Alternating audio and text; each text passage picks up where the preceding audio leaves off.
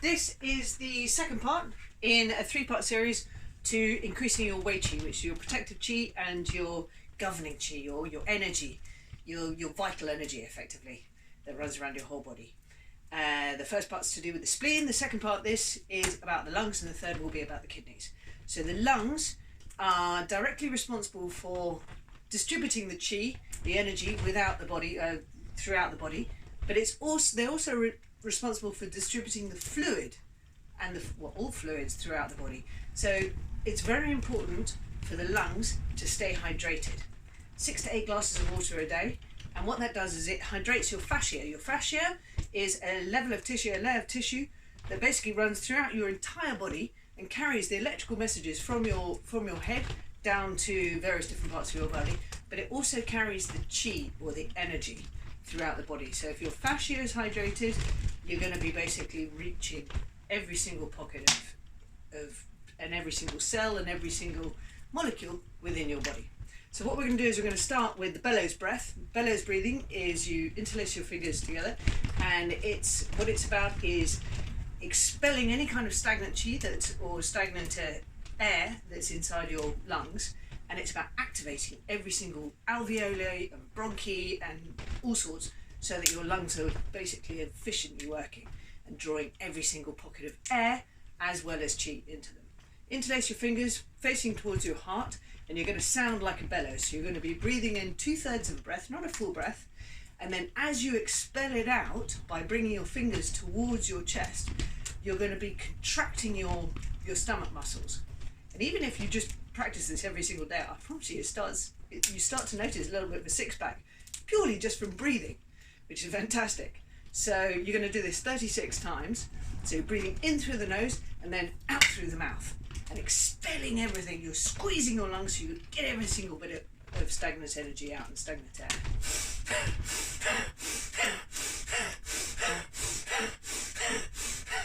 And so after you do it for 36 times, you're going to look up and you're going to breathe in deeply and then bring down the energy through your body, because what this is doing is it's realigning the balance of carbon dioxide to oxygen, because by doing the bellows breathing, what you're doing is you're unbalancing the carbon dioxide in your system. So by breathing in 3 times really deeply and then letting out as you go down, you're going to then rebalance your carbon dioxide.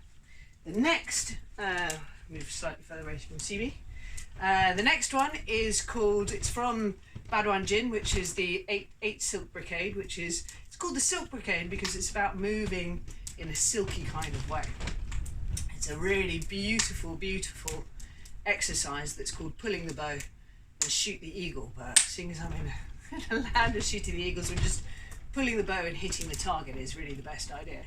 So you're going to breathe up, breathe in, and then as you breathe out, you're going to cross over your arms and you're going to let your index finger and your thumb from one hand move away as the bow, and you're going to pull your other hand back so that it's just over the indent of just below the end of your collarbones by your shoulder, because that's where your lung meridian is. And then you're going to come across, crossing your arms again, and then you're going to push the bow in an L shape. So your fingers are in an L shape as you're pushing out, and you're pulling the string back with your other hand.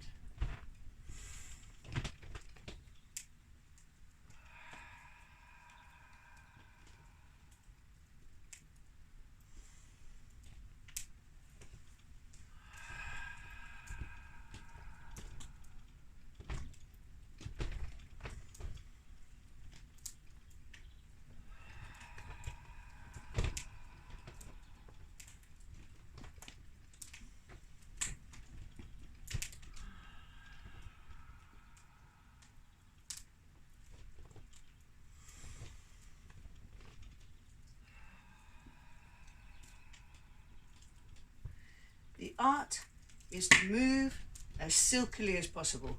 The more silken you are, the more energy you're going to breathe in. I heard somebody say once that you must move in a way so as not to frighten spirit or frighten energy. weirdly enough, if you breathe in quite fast or hard, you're not going to be drawing in as much chi as possible. The bellows breath is about expanding your lungs. It's not about drawing the chi in. That's why we breathe really fast through it. But any kind of chi accumulation exercise, you want to be moving slowly, and the more slowly and the deeper you breathe, the more chi you're going to absorb in. Don't forget, the key to Qigong is in daily application. So 36, slowly but surely, of basically pulling the bow and shooting the target, not the eagle. We can then move into deep breathing meditation. So for the lungs, quite often I really love to use a crystal for meditation purposes, because they amplify or they enhance, or they can help you draw in more energy, and they can also help you really ground because they're earth elements effectively. One of the best stones to use for the lungs is selenite. Selenite has an incredibly high electromagnetic field, and as a result what it does is it puts you into a much higher state of vibration, and as you're in a higher state of vibration you can then absorb more chi out of the atmosphere as well. So you start with your hands over your stomach, so just below your belly button. So if you stick your thumb in your belly button and then just place your hand gently over your stomach below, you'll generally be over what's called a dantian, which is the energy center. It's where all of your energy gets stored. It's your center of gravity, and that's really where we're going to be aiming to breathe into. And in this breath, we're going to go, for a start, we're just going to start in by belly breathing, and then we're going to breathe into our belly, and then into our ribs, and then up to our collarbones, and then breathing finally through the top of our head, and then gently coming down and bringing the energy all the way down through the body. So the way that you breathe into the belly, and just let this happen naturally, because at the beginning it's quite difficult to get your breath going further down. So it might take you a few breaths to actually get to breathing into your stomach area. But what you want to be thinking about is you're breathing in the air 2 inches away from your nose, and as you breathe it in, you imagine it going down inside you to the neck of a balloon that's just below your belly button area. So you're breathing into, obviously, the balloon, and you're wanting to expand that balloon to its maximum expansion. And then when that feels like it's at a maximum expansion, you then move up into your ribs, and you find you can take more air in. And then you move up into your collarbones, and you can take more air in. And then you finally take air in, or you imagine you're taking air in through the top of your head, and then you just pause at the top of your breath, and then as you start to let it out through your mouth, letting it go, you're bringing your hands down in front of you, and you ground all the way down. You're breathing down all the way to the last bone on your coccyx. So deep breath, just to center yourself, and then the next breath you're thinking about breathing in to this area. You're going to start inflating the balloon from this area.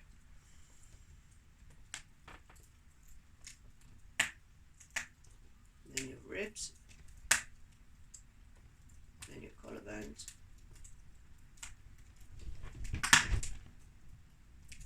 through the top of your head. Suck in that last little bit of breath, and then momentarily hold it before letting it go up all the way to the last bone on your coccyx. And you'll find that your stomach muscles will contract naturally at the end in order to expel all of the air out. And what that's doing is you're using every single part, every single stage of your lungs. And by breathing out to your last bone on your coccyx, what you're doing is you're expelling every single last pocket of old air. So old air no longer has the qi in it because your lungs have already absorbed the qi and sent it to the various different parts of the body. So you don't want old stagnant air in your qi, in your lungs. You want every single breath, if possible, to be taking in as much qi as possible. Now, we're not going to be able to do this deep breathing all the way through our day, but certainly if you do it, and again, key to application, key to Qigong is in daily application. If you do this every morning, what you'll be doing is you'll be naturally expanding your breath to be able to be drawing in and going all the way down to the base of your lungs.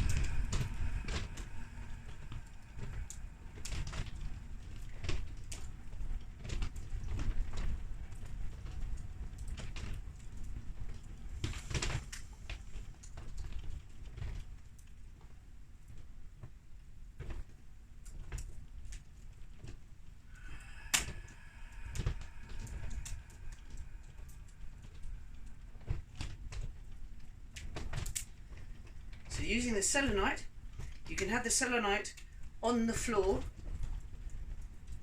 between your legs, or you can have it in your hands as you're expanding. Either way, what it'll do is it will help you rise up your vibration in order to be able to absorb as much energy as you possibly can. When you get to the top up here, make sure that the shoulders aren't up around your ears. Make sure your shoulders are relaxed. So if your shoulders are up around your ears, what you're doing is you're cutting off your vagus nerve, and then you're effectively cutting off the qi from going anywhere else. So it's just going to go into your head, and then as you let go, you're just going to have such a long reset. You're not going to get the full benefit of being able to breathe into your entire lungs. So that's a beautiful meditation to do, and you can do it sitting down, but most of Qigong is done standing up, and you get this beautiful creation between heaven and earth as well. So the foods, basically the lungs really benefit from anti-inflammatories and antioxidants. So some of the anti-inflammatories are beetroot, it's very good anti-inflammatory, and omega-3. So omega-3 can be found in all sorts of oily fishes, all sorts of things. But omega-3 is going to be really beneficial for the lungs. And then what you want to do is you want to expel if you've had a cold or possibly been in a smoky atmosphere, or you might want to expel various different mucus or whatever's forming in your lungs. Cayenne pepper, really good for that. So cayenne pepper and ginger, really good for creating a very fluid, clear airway. And some of the other beautiful things are garlic, another really good one, brilliant antioxidant, all sorts of vitamin C's, apples, they all benefit to the perfect condition of a lung. So thank you very, very much, and I look forward to seeing you again, and try to practice on a daily basis, because that